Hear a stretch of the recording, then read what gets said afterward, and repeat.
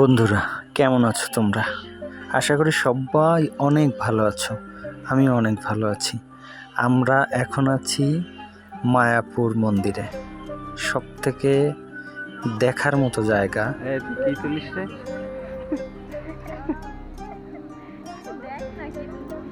পুরো ভিউটা এখান থেকে পুরো মায়াপুরের সৌন্দর্যটা দেখা যায়। দাদা এখানে আগে আসছেন একবার? খুব ভালো জায়গা, মন শান্তি হয়ে যায়।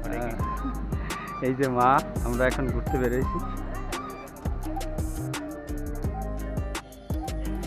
সত্যি এখানে আসলে এখানে পরিবেশে মনটা অনেক ভালো হয়ে যায়। আমারও হয়েছিল।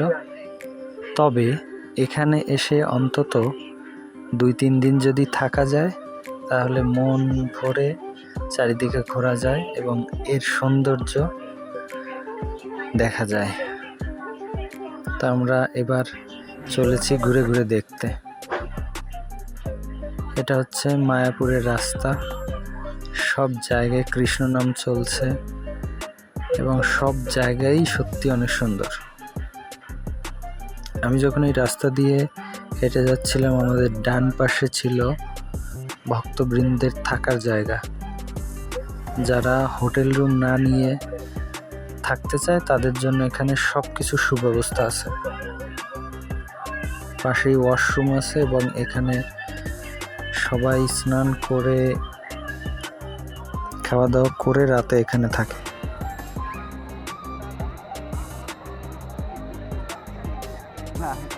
সবাই উঠেছি, আমি উঠবো না, আমি না উঠে থাকতেছি।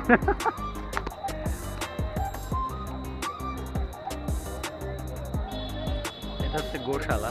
আমরা সব দিকে ঘুরে দেখতেছি। সব দিকে ঘোরা শেষ হলে সবাইকে একটা রিভিউ দেবো।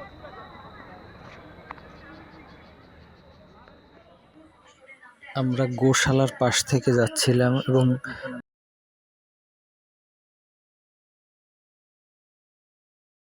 আমরা যেখানেই যাই মায়াপুরের যে প্রধান মঠ সেটা একদম দেখা যায় সব দিক থেকে। আর রাস্তাগুলো খুবই সুন্দর করেছে, যেখান থেকে হেঁটে হেঁটে চারিদিকের সৌন্দর্য একদম মন ভরে দেখা যায়। আর সব থেকে ভালো ব্যাপার হচ্ছে চারিদিকে সত্যি একদম খুবই পরিষ্কার। যেহেতু ধর্মীয় স্থান সেহেতু পরিষ্কার রাখাটাই জরুরি। তবে এখানকার সবাই যারা এখানে এসেছে সবাই এই সমস্ত সৌন্দর্য দেখলে অবশ্যই তাদের মন ভালো হয়ে যাবে। এরপরে আমরা চলে আসলাম ঝর্ণাতে।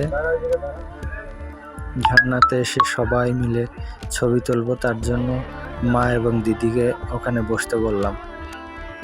তারা বসলো, আমি চারিদিকের ভিউটা একটু নিয়ে নিলাম। সবাই খুব আনন্দ করছে এবং এখানে আসলেই মনে একটা অন্যরকম তৃপ্তি হয়। ঝর্ণা থেকে আসার পরেই আমাদের সন্ধ্যা নেমে গেল। সন্ধ্যাবেলায় প্রচুর লোক বাইরে বেরিয়েছে। চারিদিকে শুধু কৃষ্ণ নাম শোনা যাচ্ছে, আস্তে আস্তে কৃষ্ণ নাম কানে ভেসে আসছে। আর আমরা চারিদিকে ঘুরে বেড়াচ্ছি। বিভিন্ন জায়গায় মাঝে মাঝে দেখছি প্রসাদ বিতরণ করছে। আমরা আসলে অনেক কিছুই জানতাম না, যার কারণে কোথায় গেলে কি হবে সেটা আমাদের জানা ছিল না। এবার আমরা মায়াপুরের যে বড় রাস্তা সেখান থেকে হেঁটে যাচ্ছিলাম। আমার ডান পাশেই দেখছিলাম কৃষ্ণ কথা চলছে, প্রচুর ভক্ত সেখানে বসা ছিল। আমরা সেটা দেখে সামনের দিকে এগিয়ে গেলাম। চারিদিকে এত সুন্দর সাজানো হয়েছে, মনে হচ্ছে বৃন্দাবন ধাম এখানে।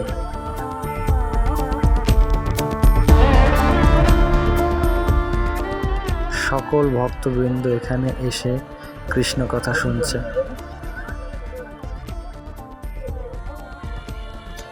এবার আমরা আরেকটা মন্দিরে ঢুকলাম। এখানেও কৃষ্ণ নাম হচ্ছে। যারা শুনবে তারা ওখানে যে বসছে, আর কিছু কিছু মানুষ চারিদিকে ঘুরে বেড়াচ্ছে এবং এখানকার সৌন্দর্য দর্শন করছেন। আপনারা এখন যেটা দেখতে পাচ্ছেন, এখান থেকে মূলত প্রসাদ নিতে মানুষ যায়। আর এই পাশে সব ভক্তবৃন্দ বয়স্ক ব্যক্তিরা যারা আছে সবাই বসে আছে এবং চারিদিকে অসম্ভব সুন্দরভাবে সব কিছু সাজানো রয়েছে। রাতের বেলায় সুন্দর একটা ভিউ আসে। আমরা এখান থেকেও দেখা শেষ করে আমরা বের হয়ে আবারও হাঁটতে শুরু করলাম এবং হাঁটতে হাঁটতে আমার চোখে পড়লো যে ডান পাশে সুন্দর একটা ফুলের বাগান করা হয়েছে, মানে লাইট দিয়ে। এরপরে চলে আসলাম ফুচকা খেতে।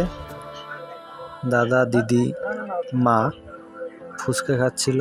আমি ফুচকা খেতে পারি না, তাই আমি ফুচকা খাইনি। এরপরে আসলাম তুলসীমালার দোকানে। এই ব্লগটা এখানেই শেষ।